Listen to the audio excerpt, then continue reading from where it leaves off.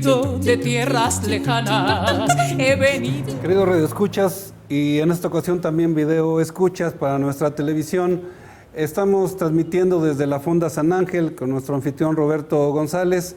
Estamos frente a uno de los paisajes más bonitos de Chilangalópolis. Y venga a disfrutar con nosotros las tostadas de pata que saben a sexos, no propia para menores de edad ni mayores de 75, me refiero al sexo masculino. Venga a disfrutar una taza de café en nuestra terraza, un buen cigarro, o adentro ustedes van a ver a la entrada un caracol, que significa que todo lo que ustedes van a disfrutar de comida está hecho como las hacían nuestras abuelas, nuestras tías y abuelas, su comida con todos los pasos que habría que hacer en nuestra comida mexicana. Por eso Roberto es uno de los protectores de la comida mexicana en esto del Conservatorio de la Gastronomía Mexicana. Un abrazo a Julio Jiménez, por quien hemos conquistado este espacio. Y estamos en nuestra serie de los mezcales que les hemos llamado los sabores despuntales, porque hay que quitarle las puntas al producto vegetal, al producto de nuestra madre tierra, para que nos pueda entregar esto que estamos escuchando desde el programa pasado con Abel. Estamos sabiendo de su sapiencia y qué bueno que puedes estar con nosotros en otro programa. Gracias. Estábamos escuchando la vez pasada. Les recuerdo que todo esto está subido en nuestra página www.sonriete.mx. Bien, vamos a situarnos entonces, Abel. De tu conocimiento de que decías el agasajo, que parece una aventura, que los españoles hayan entrado primero a la Antequera y después ya llegan a Tenochtitlán, y que necesitaban una liviane para la vida, como es algo espirituoso, y que finalmente es un producto de nuestro mestizaje, el mezcal. Dices también, y eso me gustaría mucho que lo pudieras extender, que no existe un censo completo de lo que son nuestra cantidad de magueyes y nuestra cantidad de gente dedicada a esta producción del mezcal. No existe un censo del número de palenques que hay en este país.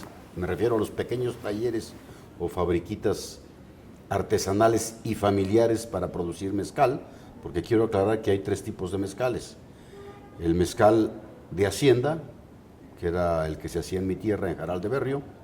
El mezcal industrial, que tiene 80-20, 80% de agave y 20% de azúcar, y se hace en fábricas muy grandes en Oaxaca, en el estado de Oaxaca. Y que es el mezcal tradicional, el mezcal artesanal, que es un mezcal que hacen las familias, la familia completa en los distintos lugares. Y entonces hablo del mezcal tradicional que se produce en este país, y sin saberlo, no sabemos cuántos palenques, cuántas vinatas, cuántas tabernas, no sabemos cuántos magueyes hay. Acabamos de hacer una exposición de magueyes en la ciudad de Oaxaca, en el Pañuelito, a un costado de Santo Domingo.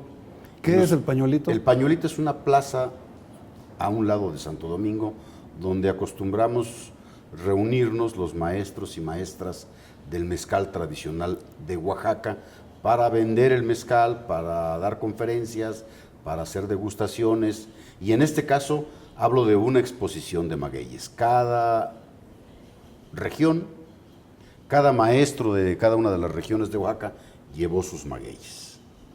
El madrecuiche, el bicuiche, el tobaciche, el cierrudo, el sierra negra, el blanco, el sin espinas, el chuparrosa, el pichumel, el tobalá, el papalomé. ¡Qué barbaridad!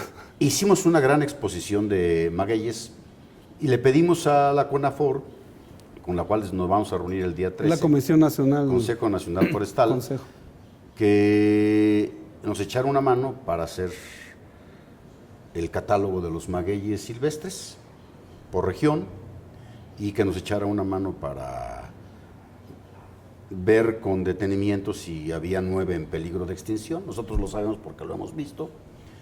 ¿Sientes que hay buena respuesta de parte de la Y nos CONAFOR? vamos a reunir con ellos el día 13, y entonces vamos a hacer un diagnóstico de los magueyes silvestres de Oaxaca. Vamos a, después de eso, a tomar medidas para un buen manejo de los magueyes silvestres y un rescate de los magueyes que están en peligro de extinción. Pero esto tenemos que generalizarlo a todo el país, porque esos son los magueyes que se producen en Oaxaca. Tenemos que irnos a los magueyes, pues desde los que se producen en Chiapas, con los cuales se hace el comiteco, o los que se producen en el Mezquital Alto, aquí en Hidalgo, con los cuales se hace un estupendo mezcal, o con los que se hace el mezcal en la región de Estado de México y Morelos, porque es una región, una produce y otro elabora. El Estado de Morelos produce y el Estado de México elabora. Y los magueyes de todo el país. Bueno, yo digo que si en Inglaterra desapareciera una rosa, la primera que pondría el grito en el cielo sería la reina. Aquí tenemos ya varios magueyes en peligro de extinción y no hay una boca que diga algo en contra de esto. Pero ya empezamos. ¿A qué atribuyes, obviamente, a una personalidad como la tuya que no te vas a estar quieto nunca? Eso supongo que a varios nos ha quedado claro después de escucharte. El que, por ejemplo, hasta ahora CONAFOR piden audiencia o como se llame, para que ponga atención sobre esto, ¿por qué antes no? Porque estaban metidos en el tequila, metidos en el mezcal industrial, y esto era marginal. Esto era de pobres, esto era de campesinos, de indios, era una bebida corriente, era una bebida discriminada. Y hoy, pues con la ola verde, los alimentos y las bebidas orgánicas y artesanales se están poniendo de moda. Y ya no puedes cerrar los ojos a esto. Ya la Condesa, la Roma, Santa Fe, Polanco, el centro, Nueva York, París, Madrid, Barcelona, pide mezcal. Y el mezcal que pide es el mezcal tradicional, el mezcal que producen los pobres, los indios y los campesinos de este país, porque coincide totalmente elaboración de mezcal con región indígena, con región campesina y con pobreza. Supongo que te habrá tocado, en el caso que te decía, que igual que la Magdalena de Proust, a mí me dan a probar un mezcal y inmediatamente reconozco mi sabor de la niñez, y si no lo pruebo, no es mezcal para mí. Eso es una cultura que finalmente también vuelvo a retomar lo que es mi país en base al sabor, porque, como sabes, me dedico también como brujo de lujo a atender gente con las hierbas de la Huasteca. Esta continuidad de la que hemos hablado y discontinuidad, que tiene que ver con concepto de Estado, también con la manera de ser de los mexicanos.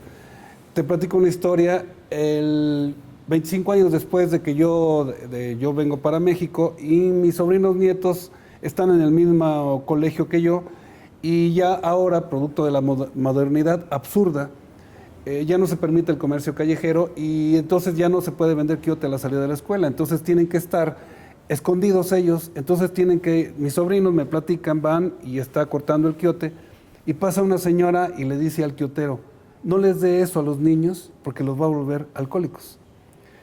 Y yo digo, bueno, ¿por qué la señora no se va junto a una miscelánea y le advierte a la gente que no compre los productos de los carbohidratos, que no compre las papitas, que no compre los chicharrones, todos estos de harina, que nos ha convertido en los campeones absurdos de la diabetes en el mundo? ¿Por qué la señora no hace eso? Simplemente es falta de cultura, pero también esa discontinuidad que se vuelve racista con respecto a eso. Yo desde la niñez, todos mis abuelos, mis tíos, platican que el mezcal se regalaba en las cantinas donde iban ellos y te daban lo que tú quisieras como mezcal porque era parte, ni siquiera se llegaba a cobrar. Y estoy hablando de la década de los 50, empezando los 60. Eso es lo que también te has topado tú con esa manera de ver de la gente que dice, bueno, mezcal, excepto porque ahora ya se acepta en grandes ciudades como las que mencionaste, ¿no? Sí, fundamentalmente es un problema de autodenigración.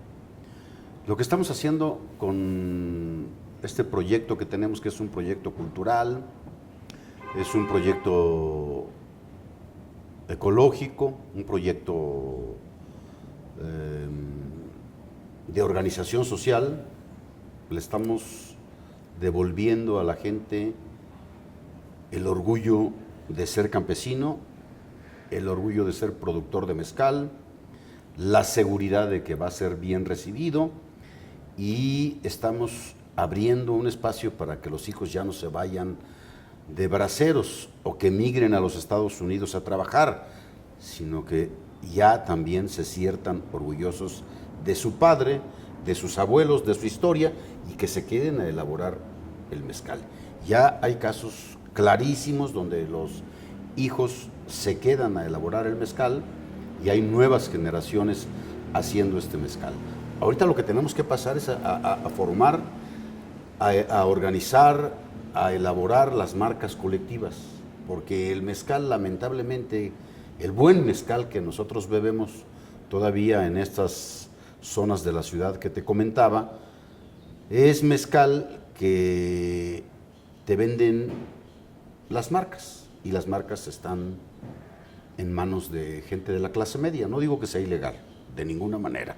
Creo que tenemos derecho a sacar nuestras marcas, pero creo que más tienen derecho los maestros y maestras del mezcal a tener sus marcas colectivas y a vender directamente su mezcal a Oaxaca, directamente su mezcal a la Ciudad de México y directamente su mezcal al extranjero, y no tener que estar atado a un intermediario que ha pensado en una botella, en una etiqueta, y que es el propietario.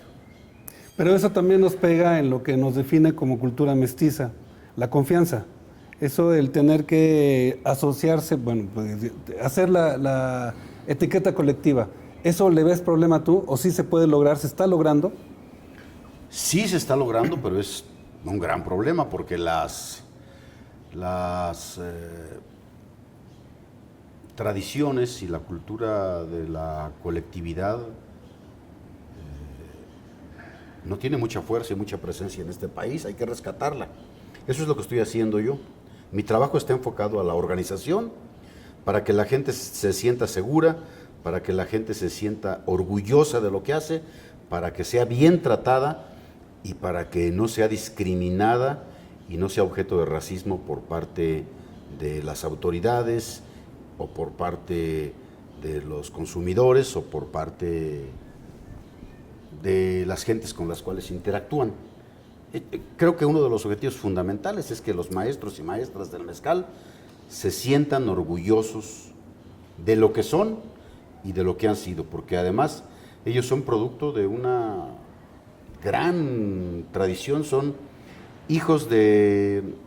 Sus padres fueron maestros del mezcal, sus abuelos, sus bisabuelos, sus tatarabuelos, sus chostros, en fin, es toda una tradición que nosotros tenemos que reconocer, que ellos han cuidado. Todavía tenemos alrededor de unos 30,000, no lo sé de cierto, pero esos 30,000 que nos quedan hay que cuidarlos. 30,000... 30,000 productores o maestros y maestras del mezcal tradicional. Entonces, lo que finalmente tenemos, queridos radioescuchas y videoescuchas, vamos a referirnos. Yo tengo una caja en donde yo veo que dice maestros del mezcal y yo sé entonces que hay un alma trashumante, que hay alguien que se ha metido al último ranchito ahí en la Mixteca y ese eres tú. Finalmente eso es cuando yo pruebo eso, que por supuesto ya viene, Roberto me lo recomienda, me quedé de A6 con el sabor.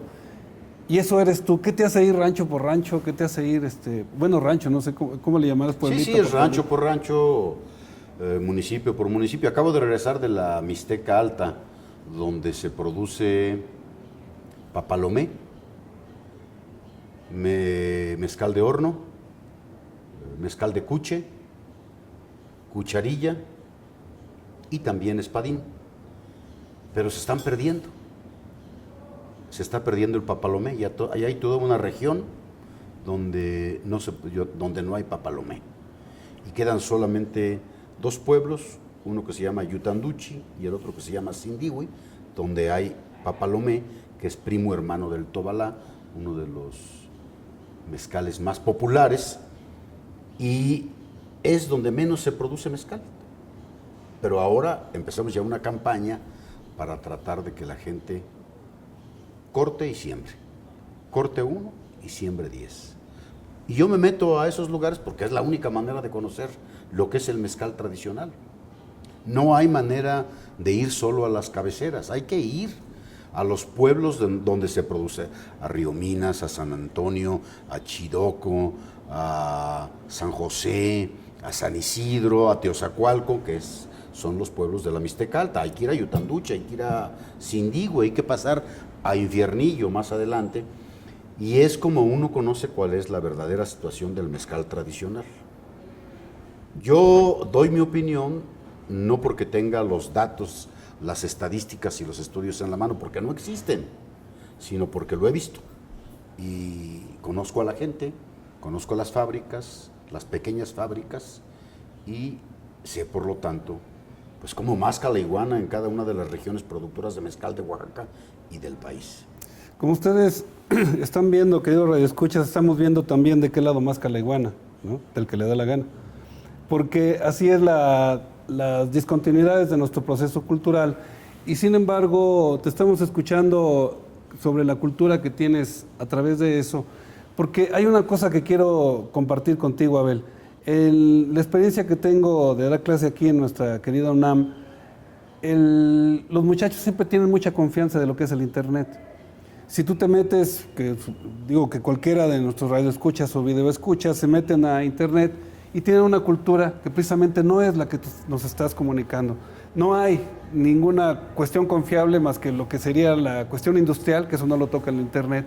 Y esa es una de las cosas que tengo yo que constantemente, como me toca dar ética profesional, que estoy ahí por gusto, el conocer al país a través de algo que se desconoce, como tú dices, no sabemos, no tenemos estadísticas de nada. ¿Cómo entonces vamos a conocer a nuestro país? A través de algo palpable, de alguien que camina y que alguien puede entregar una botella venturosamente que se llama Maestros del Mezcal, y es venturoso el sabor que nos entregas. ¿Qué formación tienes para que te puedas meter a esos ranchos? Yo creo que la formación que tengo es la de la sociología, la de las convicciones antes comunistas, ahora socialdemócrata. Yo fui el jefe de la brigada de avanzada de la campaña de Valentín Campa. Fui, pues, desde hace mucho tiempo en la universidad, miembro de los comités de lucha. En los 70s. En los 70s, bueno, trabajé en el periódico El Rielero de Valentín Campa, y me he dedicado durante mucho tiempo a la organización social. Recuperé esto en mi trabajo como coordinador de regiones prioritarias en Sede Sol, trabajando en Guerrero, y para no quedarme en el escritorio me fui a recorrer la Sierra de Guerrero, y lo primero que vi en la Sierra de Guerrero fue campos de flor, amapola maravillosas, y cuando me senté a comer, comí jabalí y me tomé una copa de mezcal. Y ahí me di cuenta que en la Sierra de Guerrero había mezcal. Y empezamos, hace 20 años, un poquito más, a organizar a los maestros y maestras del mezcal de la Sierra de Guerrero, que va desde Filo de Caballos hasta Vallecito de Zaragoza, Cihuaquio, y ya cerca de Iztapas y Guatanejo. Y ahí empecé nuevamente a trabajar en la organización de los maestros y maestras del mezcal tradicional, que, insisto, es una de las historias más maravillosas que no se ha contado. Es una tradición extraordinaria, y los aromas y sabores del mezcal son verdaderamente esplendorosos. No hay ningún destilado del mundo que tenga las características, la riqueza de los aromas, la cualidad organoléptica del mezcal. No la hay, absolutamente no la hay, no existe. Y los mexicanos apenas nos estamos dando cuenta. Vamos a escuchar nuestra pausa musical. Como decía Gabriel García Márquez, hay algo mejor que la música, es hablar sobre la música.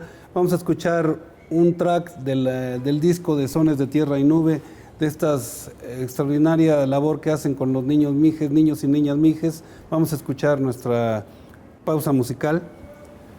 Escuchamos uno de los Sones de Tierra y Nube. Seguimos con Abel platicando de lo que es la formación de un hombre, la concepción del hombre trabajador, que se atreve a forjar un futuro, una estancia, aplicar lo que aprendiste en la universidad, lo que es un método productivo, a echarle zapato, a meterte a las comunidades y a poner en valor, como dicen los franceses, el trabajo de esta gente, de los maestros mezcaleros.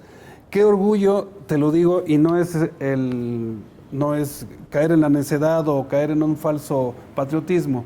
El poder presentar, y por eso te felicito, es una muy palpable, que quede muy claro, eso que dices del maestros del mezcal, porque no tiene ni siquiera la certificación que actualmente en el Festival de Darda que la tienes, ahorita nos explicarás eso, pero sin embargo yo lo pruebo porque tiene en manuscrito, lo que ya los muchachos no entienden nada, las nuevas generaciones, con plumón puesto Tobalá, de lo que es y dice uno, esto es lo que un francés de cepa cultural, alguien de Nueva York, alguien de Madrid, en Barcelona lo puede palpar.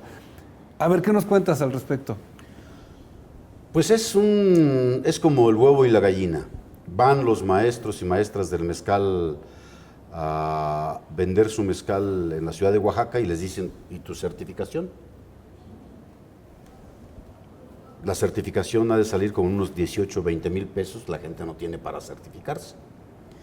Y para certificarse, pues tienen que darse de alta en Hacienda. Y a la gente también le da miedo meterse a Hacienda porque pues piensa que le van a cobrar impuestos, y sí, le van a cobrar impuestos, pero pues lo que le cobrarán es de acuerdo a lo que vendan. Y es correcto, yo no puedo estar contra los impuestos. Y por lo tanto, pues yo creo que de 1,500, 250 se han certificado. ¿De 1,500? De 1,500 palenques, 250 se han certificado. Terrible. Falta 1,250. Yo estoy hablando de una cifra sin saberlo de cierto. 1,250 se han certificado. Todos los demás no pueden vender su mezcal en Oaxaca, en el Distrito Federal, y todo ese mezcal circula clandestinamente. Y obviamente, dueños de restaurantes, dueños de bares y dueños de cantinas se van a recorrer las regiones, compran el mezcal y lo venden en sus bares, cantinas y restaurantes finos. Ese es el mezcal que quieren ellos en sus restaurantes y sus cantinas, pero ese mezcal no está certificado. Ese mezcal no tiene marca. Vuelve otra vez el problema de la discriminación, de la marginación, de la clandestinidad. O sea, ellos son los que hacen el mejor mezcal y sin embargo son clandestinos porque no tienen el dinero para certificarse, ni tienen el dinero para registrar sus marcas, ni tienen el dinero para el diseño de una botella y una etiqueta. No, a nosotros nos lo regaló Sergio Hernández, no sé si lo ubicas. Uno de los grandes artistas oaxaqueños. 14 grabados para nuestras etiquetas. Pero bueno, en general esa es la situación.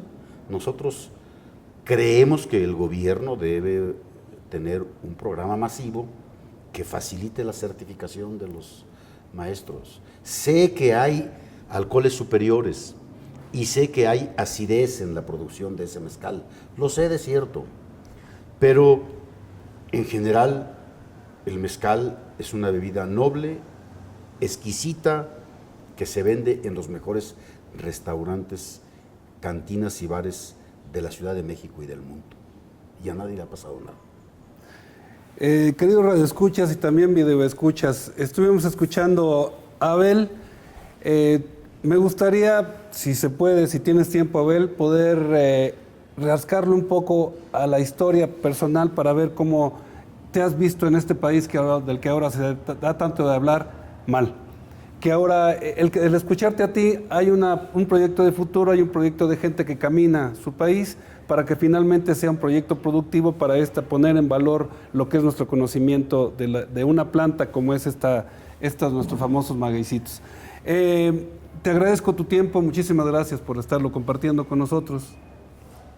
Pues muchísimas gracias a ti y estamos puestos para tomarnos un mezcal. Ya se los dije, cuando vean la etiqueta Maestros del Mezcal, a lo mejor yo también me lo traje de clandestino. Toda esta información está subida en nuestra página www.sonriete.mx. Otro abrazo a Julio Jiménez, gracias por la presencia auditiva de todos ustedes. Nos escuchamos en la siguiente serie de sabores despuntales de los Maestros del Mezcal. Muchísimas gracias, Abel. Gracias a ti.